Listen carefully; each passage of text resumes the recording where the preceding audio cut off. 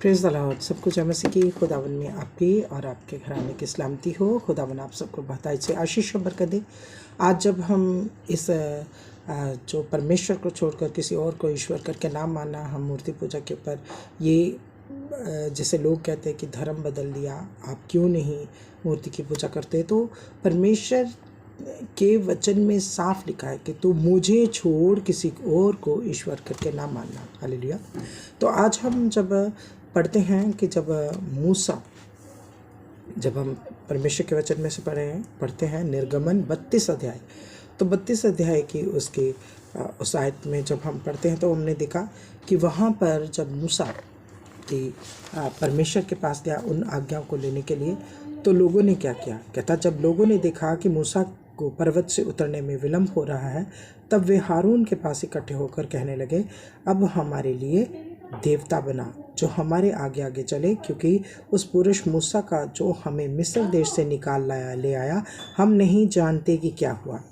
ठीक है, वो डर गए कि मूसा तो हमें लेकर के चल रहा था, क्योंकि वो परमेश्वर की आवाज़ को नहीं सुनना चाहते थे। उन्होंने जब परमेश्वर की आवाज़ को सुना तो वो डर गए।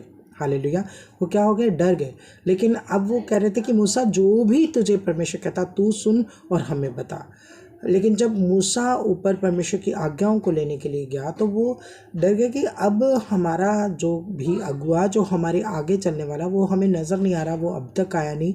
तो वो डर गए और उन्होंने क्या कहा, उन्होंने अपनी इच्छा के मुताबिक, जैसे उन्होंने मिस्र देश में देखा था वैसे ही उन्होंने कहा कि हमारे लिए क्या बना, एक सोने का बछड़ा बना। अब जिस परमेश्वर ने बचाया उससे भूल गए, लेकिन क्या क्या कह रहे हैं कि अब हमारे लिए एक सोने का बछड़ा बना। तो वो इतनी सारी संख्या में लोग थे। अब हारून अकेला अगर ना चाहता तो भी, ना चाहते हुए भी उस बछड़े को बनाना पड़ा। क्यों? क्योंकि वो गिनती में इतने सारे थे कि वो उसके ऊपर हावी हो जाते सच में। क्योंकि जब आज एक कोई पासवान कहीं पर वचन फैलाने के लिए जाता, प्रचार सुसमाचार का प्रचार करने जाता, वो उन लोगों को बचाने के लिए जाता, वो उन लोगों को धर्म परिवर्तन करने के लिए नहीं जाता। क्योंकि ये परमेश्वर का हुक्म है, जाओ और मेरे सुसमाचार का प्रचार करो सारी दुनिया में। अब हमें परमेश्वर की आज्ञा है, हम परमेश्वर की आज्ञा पाकर ये करते हैं, ना कि हम किसी मनुष्य के कहने से जा रहे हैं कि उस पासवान ने कह दिया जाओ। नहीं, ये बाइबल में एक हुक्म है कि हम जाएं और मसीह के सुसमाचार का प्रचार करें। और वो लोग जो अनजान हैं, इस बात को जानते नहीं, वो सोचते हैं कि ये लोग हमारा धर्म परिवर्तन करने के लिए आ गए।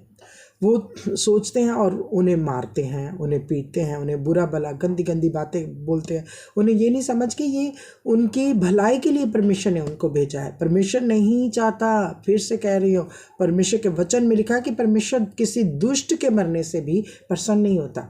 सोचिए, हमारा वो जीवित परमेश्वर हम सबका, एक आध का नहीं। उसने कहा मेरी दया की दृष्टि सारी सृष्टि पर बनी रहती है। उसके वचन में लिखा कि परमेश्वर ने सारे जगत से ऐसा प्रेम किया कि अपना इकलौता पुत्र दे दिया।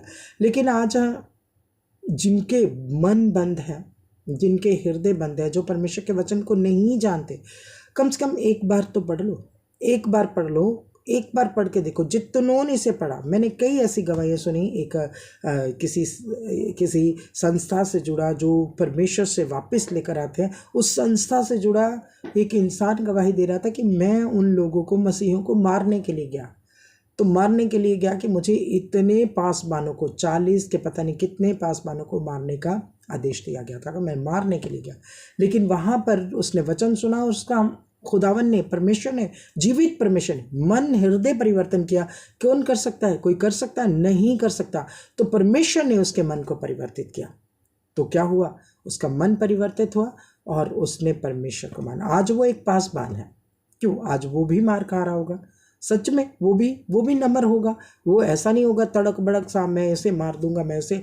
मसीही क्यों नम्र है? क्योंकि खुदावन के हुक्म को पाकर कि तुम्हारा जो युद्ध है वो मांस लहू से नहीं, मतलब इंसानों से नहीं। मांस और लहू है ना इंसान के बीच में, उनसे युद्ध नहीं है। तुम्हारा लहू उन प्रधानताओं से, उन हाकिमों से, उन राजाओं से जो आसमान में घूमते हैं, दुष्ट आत्माओं से है।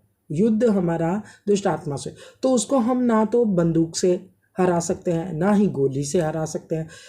हम वचन के द्वारा उसे हरा सकते हैं। हालेलुया। तो इसको हम आगे कंटिन्यू करेंगे कल। खुदावन आपको और आपके घराने को बहुतायत से आशीष और बरकत दे। इस वचन के द्वारा बहुत सारी रूहें बचे। God bless you. जय मसीह की।